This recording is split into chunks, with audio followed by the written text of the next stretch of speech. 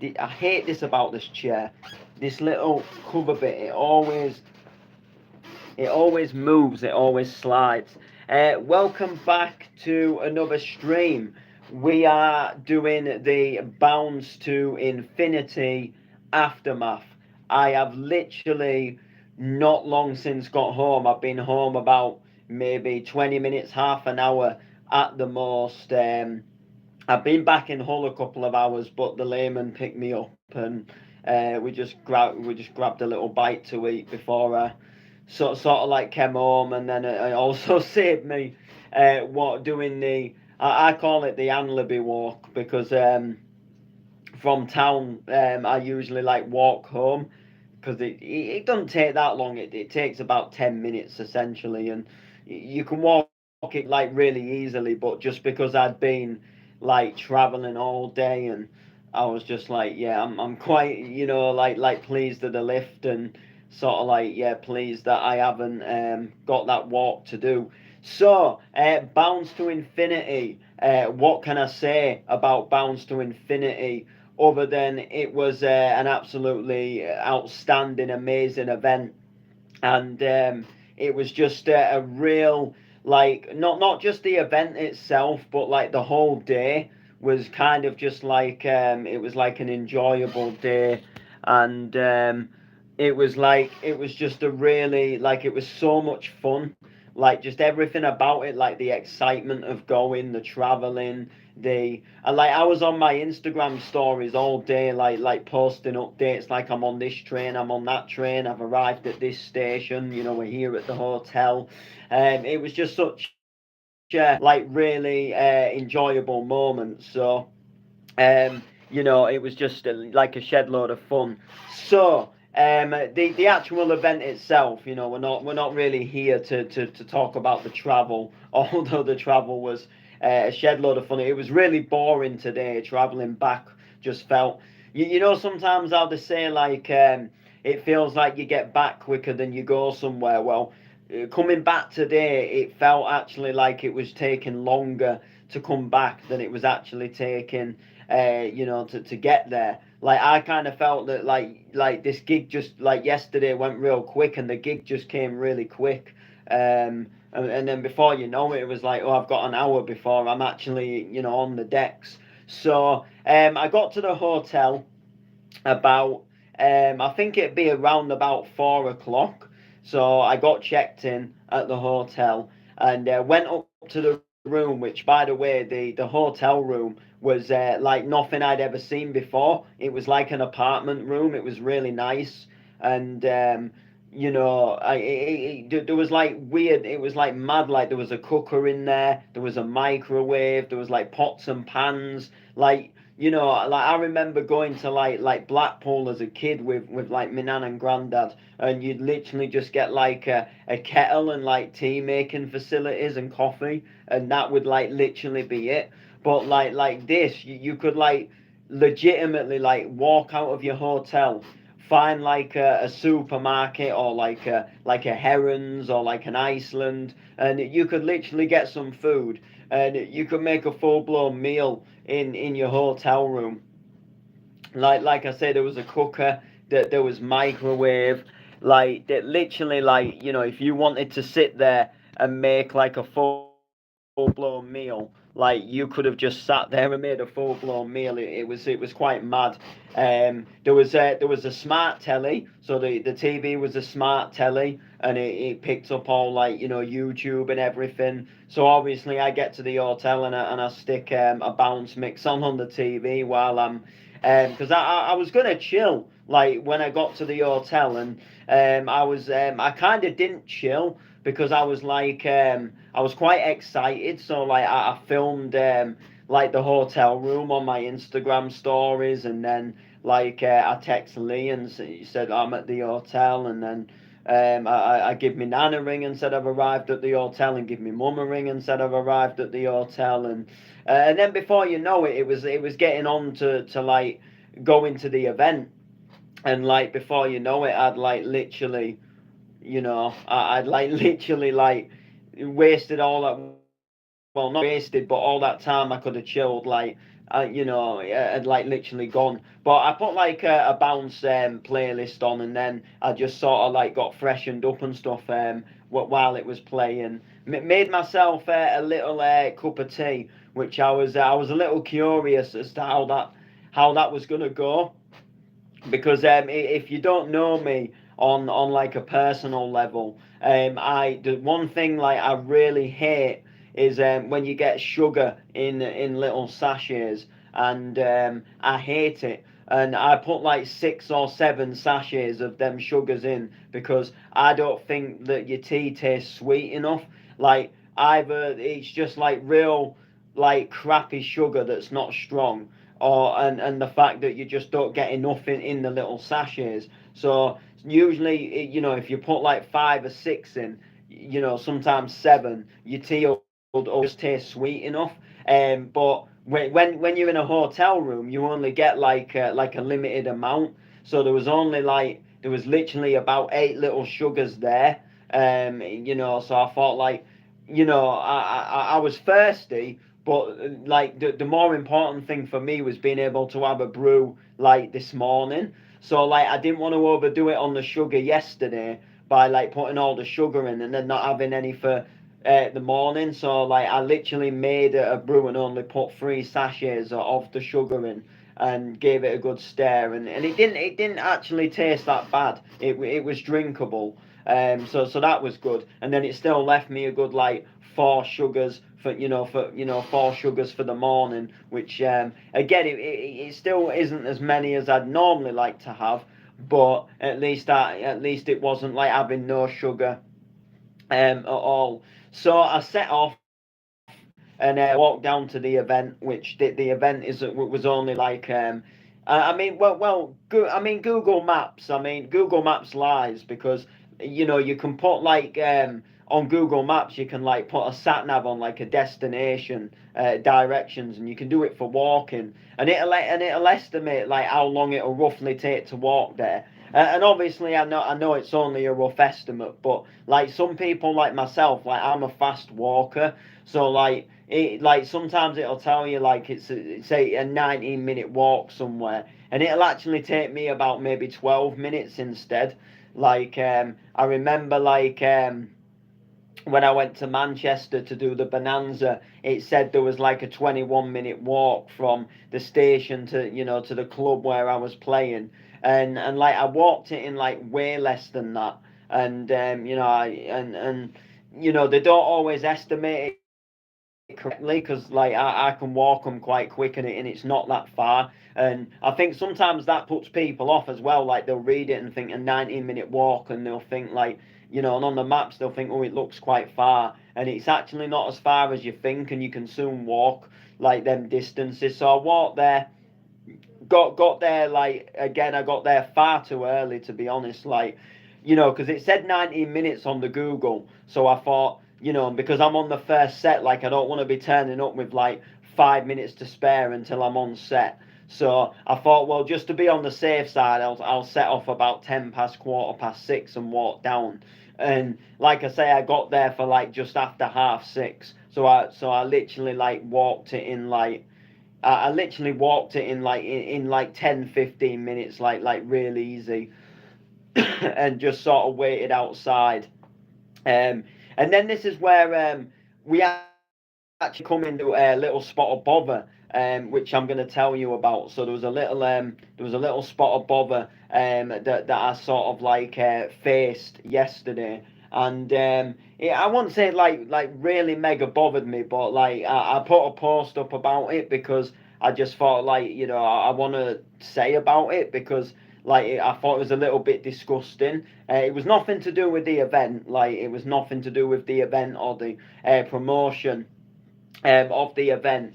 But I was waiting outside the event, obviously, and they hadn't like let us into the club yet. And there was like doing some stuff out the back and moving some music equipment out the back of a van, like into the venue. And I was waiting around, and 2 of my friends, they were like due to arrive anyway, so I was sort of like just waiting for them. And it must have got to about like 20 to quarter to 7, and a taxi pulls up outside venue, and it drops a load of people off who have like come to the event, and I'm just stood outside the venue, sort of pottering around, waiting for my friends to turn up, and waiting for someone as well to say, we're letting you in, blah blah blah. And cut the story short, this group of people, like a lass and a couple of lads and all that, got out the taxi, raring and in the party mood, and then asked me if I was, asked me in conversation, are you coming to this event? And I said I'm DJing the event, and when I said I was DJing the event, they all started to laugh and they all started to take the mick, and then the woman, real like sly and cocky, real sly and cocky, said like, we haven't come here to see you. And then I could hear them making like snidey comments and laughing and joking, and telling me that I don't look like, I don't look like a DJ, and but essentially not believing that I was actually a DJ. And I just thought do you have to look a certain way to be a DJ, like in this day and age? And just left, some real, not necessarily just nasty comments, but like just uncalled for comments where you think, like just a little bit below the belt, don't judge your book by, judge your book by, don't judge your book by its cover, that sort of thing. Like, just because I don't look like the typical piercing guy smoking a vape with a tattoo sleeve, playing bounce music, wearing a cap, doesn't mean I'm not a bounce DJ. Or just because I don't look like the typical, what people would say a bad boy MC looks like, it doesn't mean that I'm not one. So they had a little bit of a laugh and a joke about it. And then later on, when we was in the club and they actually saw me playing, it was like their whole attitude changed, and it was like they wanted to be like real nice, and they wanted to be dancing around. And I just thought karma worked in its best way possible. Karma served its justice, and because they all laughed and joked, and then they saw me not to sound big-headed, but they saw me absolutely, smashing it behind the decks, and not just smashing it, but having the time of my life and enjoying myself, and then grabbing the mic and emceeing as well, which we'll get onto, and and they witnessed it, and it was like there was kind of like surprise, like they didn't expect it, because I think they genuinely thought that I was having them on, and that I'm not actually really DJing. And then, like, when they actually saw that I was, they was like, oh, he actually was. And I think they felt like, cunts, like a bit like, oh, he actually was DJing, and we was a little bit sort of like, maybe a bit harsh, or just like, whoa, I didn't actually think he was DJing. So, it was just a little bit of like a story for you. But yeah. So my friends, anyway, they eventually turned up, and then we got let in, and they said everything was like all set up and ready to go. So just go and plug your stick in and begin playing, essentially. Begin DJing. So that's what I did. And because it's like the first set, and I was in the second room, you've always got that. It's going to be a quiet set, It's not going to be. You're never going to have it rammed, at this point, because it's like the first set of the night. People are coming in, people are buying a drink, a lot of people aren't even wrecked yet. So it's just like warm up sets, to get them in the mood. And some people probably haven't even realised where the second room is yet at this point. They're just coming in and buying a drink, and then a few people sort of venture in as it as the set goes on. So besides that, I still really enjoyed the set. It was really good. And one thing that I'm really buzzed about is all the sets have been recorded. So I got told by one of the promoters last night, just before I left to go back to the hotel, that they're gonna send me like recordings and stuff over. So my full set, I'll be eventually, hopefully eventually, be able to put it like up on my SoundCloud or something. Which is, it's always nice to be able to listen back. You play something in a club, you can back, and then it's just a good thing. It's an enjoyable moment when you can listen back and hear your work, what you've done in a nightclub. So everything got recorded in both rooms that I'm aware of. So what I do want to say, what I do like, what I did like about the event is there was like well prepared, like technology wise, like all the decks were like up to scratch. Like I mean, I only played in the second room on an RX2, but the RX2 was in mint condition. Sometimes you turn up to clubs and there's sometimes like buttons missing, or sometimes there's like faders that are dodgy, and that's sometimes just from they've been used and hammered in the club for weeks on end, and some DJs have just been a bit rough. But no, this was one of the promoters RXs himself, and it was just really well looked after. It was really just in a real nice condition, dust free. Just felt really nice and looked really nice, and everything was just there on it. There was also a pair of 1210s as well, so you could have jumped on the vinyl if you'd wanted, and they did say, bring some vinyl if you want. But obviously, I was on the train and going, around by the hotels, and I just thought like, I ain't gonna cart vinyl on like three different trains, spamming across a 4 hour journey, and I just thought like, I don't like, like I'd have liked to have done it because I want to play a vinyl set in a club. Like it is like a goal of mine because there isn't many clubs that do it now. So I do want to do it, like even if it's just to say that I've done it.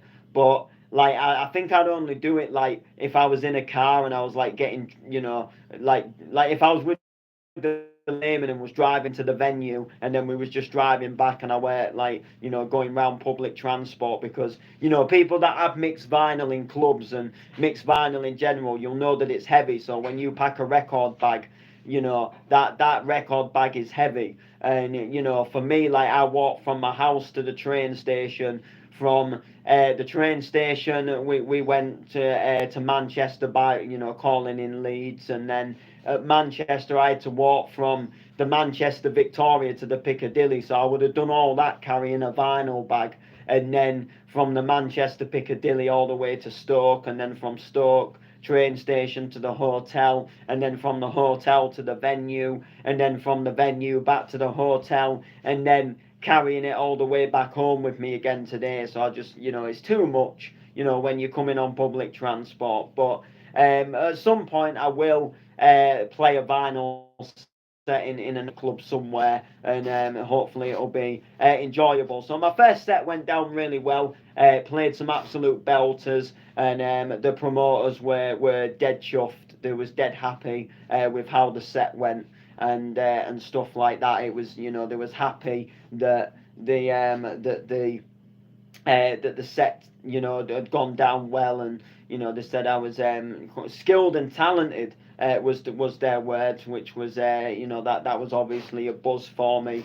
And then my friends Tyndall and Sick Individual, they was on in the main room, and obviously I was on at the same time as them in the second room. But from what I could gather, they smashed it. And what I could, like when my track went into a breakdown, you could sort of hear a bit of sort of like their music and some stuff going on, like in the main room. So, I could hear that they were smashing it, which was good. And then Serious Sounds, they were supposed to be on second, and they actually ended up arriving late. There was like a no-show at first. So Tyndall and Sick Individual, they actually stayed on for like an extra half an hour, and then Serious Sounds turned up, so they just turned up a little bit late. And they eventually turned up. So a guy called Richie B, he went on after me, and he seemed to smash the life out of his set. He seemed to do really well from what I was hearing. I obviously, because when I first got to the club, I went into the second room and started playing, so I hadn't really checked out the main room. So of course I went to go and see my friends in action as well. I went to go and meet them because I thought, oh, they'll come off the decks as I've come off, you know, they were staying on longer, so I actually got to catch a bit of them playing as well. And the MCs that had turned up to MC the next set, they turned up, so they ended up jumping on and doing a bit of Tyndall and Sick Individual, and you know, that was enjoyable to listen to. And then the guy, so Richie B, who was on after me, in the second room, when the third guy, which was supposed to be righty, was supposed to be on at 9 o'clock, and there was a no-show. He was nowhere to be seen. He didn't turn up. And then there was JDH, who also didn't turn up, and you know, there was like, JDH, you needed at the main room, where are you? And then I'm like in the group chat, right, he hasn't turned up either. So I go over to the promoters and I find them, because I know promoters, they've got like a stressful life as it is, and they're not always constantly thinking about checking their phones when they're making sure sound levels are all right and everything's going well in the club. So I go over to one of the promoters and I said, look, Righty's not turned up. You know, I've got plenty of tunes if you want me to go back on and cover the set. You know, I don't mind jumping back on and covering the set. And they said, yeah, go ahead and cover the set. So I ended up going back on and doing the 9 o'clock set, which for me, that was better for me. Like, you know, like, as much as I was also helping them out, like, I wanted to go back on, because that's like 2 sets into the night. So like, by that point, the second room's getting busier, you know, because obviously we're a bit more into the night now. So it gave me a chance to play to it, you know, to more of a crowd than I did on the first set, with it being just like the open club set. So that was kind of like a bonus, like, for me, most definitely. And but I had got like I didn't get the full hour. I think like I just took over like 15 minutes into the 9 o'clock set, when I'd like tracked the promoter down, and because that Richie B was going to stay on for a bit, but then he was like traveling to another event as well, so he couldn't really stay too long. And yeah, I thought, like, I'll just, look, if you want me to cover, I'll cover it. You know, and there was really grateful that I covered it, and I'll tell you more about that a little bit later on. So I covered till 10 o'clock, and I'm playing some absolute belters, some remixes of Sweet Child of Mine, Living on a Prayer, some real feel good sing-alongs. I've just gone into loads of different bounce folders at this point, and just sort of like you know, just sort of like played sort of stuff, a bit of anything that I thought will go down well on the night, and just really like got people singing and dancing. I had no MC, so I just sort of grabbed the mic now and again and said, come on, you know, put your hands in the air, you know, all of that good vibes. And then the 10 o'clock set was it was who was it? It was Stocko. Yeah, so Stocko jumped on at 10 o'clock, and then again there was no MC for it, so I actually grabbed the mic and hosted some of his set, and then the promoters like realized, like, this guy MCs as well, and this guy's actually like sick on the bars, and you know, actually like does really well on the mic and stuff like that. So so I did all of that, and then a little bit later on, the one of the main head honchos of the event turned up, because the guy who sort of like put the event together, MC Energy, he does MCing himself, and he was booked at another event first. So he had like his team managing the event just until he got here, and obviously, like, you know, through words passing, like, oh, Noble had covered that set, and you know, like, Noble's been like really sound, and he's helped out, and you know, and like everything, like, you know, if you can be as nice as possible at an event, and you can be like, just you know, set that good image, like, it just helps. Like, even towards the end of the night, like, I helped the bar staff just collecting some like, you know, like putting some like plastic cups and stuff in the bin.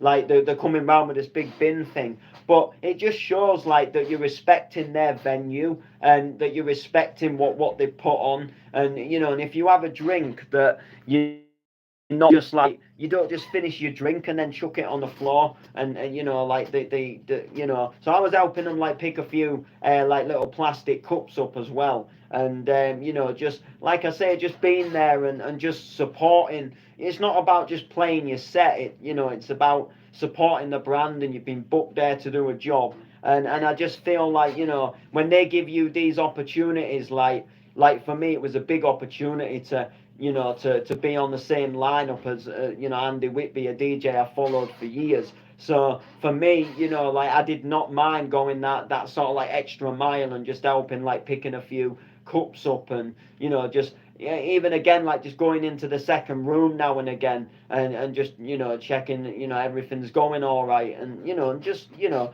looking at the computer and seeing if it's still recording the sets, you know, you know, it's just like a good vibe, and it's like a good thing, you know, to do. So anyway, like the head honcho, he arrived, you know, about like sort of like 10:30, sort of like going up for 11, and you know, cutting the story short, he was like real. You know, he said like, you know, big ups for covering that set. I'm gonna, you know, I'm gonna text you during the week, blah blah blah, and just real like, you know, awesome to meet you, and you know, absolute, you know, heart of gold, and all the rest of it, which was real good. In that sense. And then a little bit later on, I got tapped on the shoulder, and it was one of the like people helping out and working the event. And passed me an envelope with my name on it. Now I know you're probably thinking like, well, you know, that'll be a paycheck, Noble.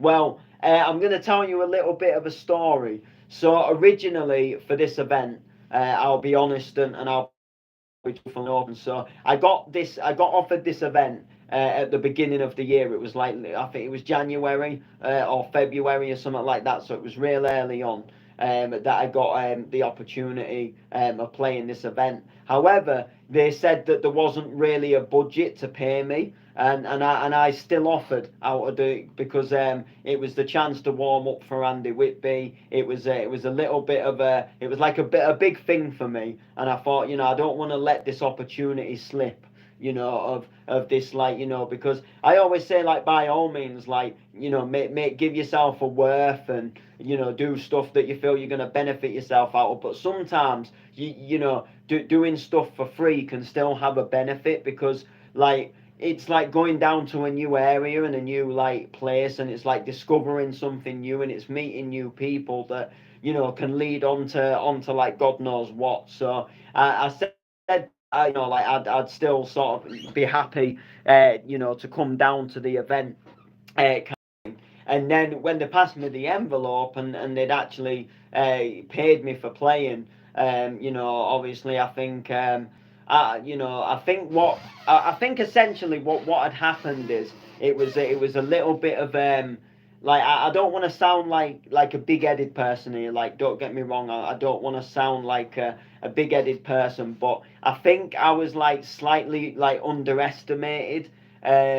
Because when I got the booking, it was a friend of mine who tagged me in a post, and they was looking for DJs, and I said, look, if you're still looking for DJs, you know, I'd be willing to play. And this is like, you know, we've only really got space, you know, in the second room now. You know, if you was after a main room set, you know, that they've gone, blah blah blah. We haven't really got a budget for it, you know, all the rest of it. And then I think, you know, when it actually came to the event, and I've, you know, covered two sets, and you know, I think it went the extra mile, like offering to cover that set. And I think they just thought, like, you know, like, you know, with this guy's obviously, you know, better than we thought, kind of thing, and you know, and he's played a blinding job. So I think in the end we thought like they've maybe seen me on the night and thought, you know what, he's worth, you know, he's worth having something for it. So I was obviously buzzed about that, you know, about having some, you know, getting something for it, in that sense. And then the promoter, the main guy, he said he was going to text me during the week, and he's dropped me a message today, and he's again, he's like thanked me, and he's, you know, like again, he thanked me for covering that set, and he said that they want to have me on board more regularly. So he said, they're going to be involving me with the brand more regular, like on a regular basis. So they're gonna book me for more events, essentially, which is good. And that'll obviously mean like, there'll be like main room sets, and there'll be like, chances for other opportunities. I can't, this was kind of like, I kind of picture it as like a job, I guess like a bit like a job interview, stroke like a talent show audition. That's kind of what it is, and then they've kind of said like, yeah, we like you, you're through to the next round, kind of thing. So they're going to involve me with the Bounce to Infinity brand. It was an amazing event, so they're obviously going to continue with it. I don't know when the next event will be. Like, I got asked to do this one in January, and obviously, it wasn't until it wasn't obviously until July, the event itself. But whether they squeeze another one in before Christmas, I do not know. And like I said, they said that they're gonna have me down on a they're gonna have me down regular. And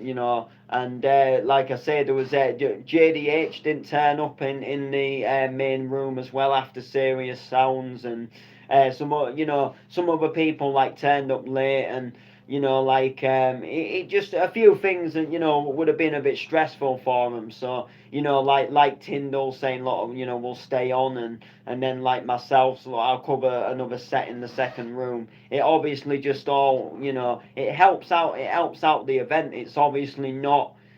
In sense, it's obviously not what they want to do, because they want their event to be obviously like a mix and different. They don't want the same guy playing like loads of sets. But obviously, when there's like no one else to do it at the time, it helps them out on like a massive scale. So yeah. So after my two sets, like I say, I mic'd to set for a bit, and then I just sort of grabbed the mic a bit in the room too, again, like now and again, and then just sort of potted around. It was the only, like, if I had to complain about anything about the event, the only thing I'd say was they needed aircon in that nightclub. It was like you'd never sweat so much in all your life. Like, I even took my top off at one point, and I don't normally do that in raves. Like, and some clubs they don't actually allow you to take your top off. But this venue actually didn't mind. But it was just so warm. There was no aircon. They needed some form of aircon, which was, obviously there was lacking on aircon. So, but apart from that, like the sound was banging, the sets were banging, the atmosphere was banging, the vibes were banging. Met some really good people. Apart from them wreckheads that were a little bit funny at the start, and like, oh, you don't look like a DJ, and then not to sound big headed, but I sort of went and proved them wrong, and it sort of like shut them up really, and their attitude changed. Like, well, this guy does actually DJ, and he can actually do it really well, and saw my energy in there, and that was obviously a good thing. So yeah. So anyway, so absolutely amazing event. Next up for me is Sturmfest this Saturday. So Sturmfest in Kettering, Frackersdown, loads of great names. Um, I'm just trying to look over my fly now. Transformers, um, Neil as well. So yeah, loads of great names, and including myself. So make sure to like. Well, yeah, I'm gonna cut from the stream. But what I did want to just say is there's an event taking place, and on the 29th of July, and I don't think I've done a stream about yet, but I had a gig on the 29th of July. It was a bounce event in Hull, and sadly, unfortunately, it's been cancelled. So sadly, it's actually not going ahead anymore. It got cancelled last week, and with me just having like quite a bit going on, I've just not like I've not announced it yet. Like I announced it on Facebook, but I've not done my usual YouTube stream and said that the event's cancelled. So I'll do a stream about it and say that it's cancelled. But to cut the story short, there's an event in Derbyshire, and it's the original Bonkers. They're putting an event on, and they've opened up a DJ and an MC competition, and they're going to pick 5 people to play a set at this event that's going to take place on the 29th in Derbyshire. So obviously I do a lot of bounce nowadays, but I just thought like I would like put myself forward and do a little bit of a competition entry for them, and because it's top 5, so it gives a little bit more it gives a little bit more sort of like chance, because sometimes like if they're only picking one winner, they don't always say like a third and second place. Like I think personally, like, and this is one thing that you don't see with like competitions I have like a DJ and MC competition, and the winners will get a set on the night. But they should do like a prize for like second and third. So like maybe if you're in second place, you'll get maybe like a free ticket into the event or something. So like come down to the event for free with a +1, and then maybe like in third place they should maybe just maybe send you like a t-shirt or something, and then obviously like the winner still gets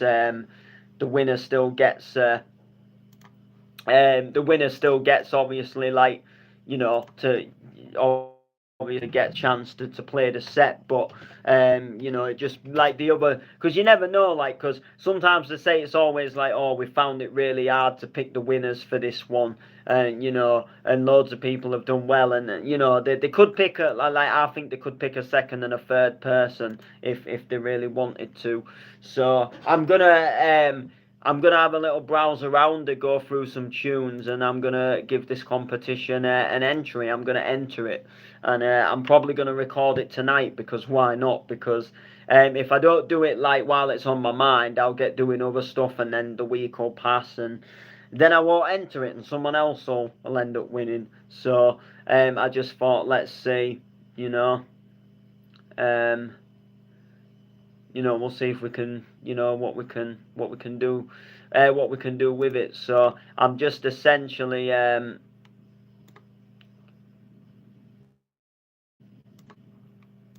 literally, just having a little bit of a look around for some tracks. So anyway, make sure to like, comment, share, and we'll see you next time.